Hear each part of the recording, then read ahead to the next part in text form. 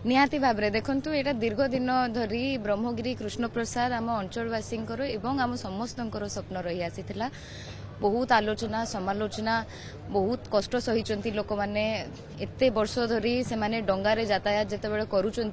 से कष्ट आम मैंने निजे आखिरे देखीचु भोगीचु से आज बहुत खुशी आउ अत्यंत गर्वर सह कहीपरुचु कि से स्वप्न जहाँ आमर थिला एते दिन धरी से साकार हवा को जाउची। गत वर्ष गडकरी जी माननीय गडकरी जी आम निर्वाचन मंडली आसते निर्वाचन पूर्वर से प्रतिश्रुति देकी जाइछन्ती आ आज खोला मंच रे थरे नहीं बरं दी थर तांको निज पार्टी निज स्टैंड क्लियर करिसंती जहाँ किछि आशंका सबु थिला से सबु दूर करचंती। एबे एनवायरमेंटल अप्रेजल कमिटी रो से लेवल रे आगु ए प्रोजेक्टटा विभिन्न थर अटकी सारी किंतु ए थर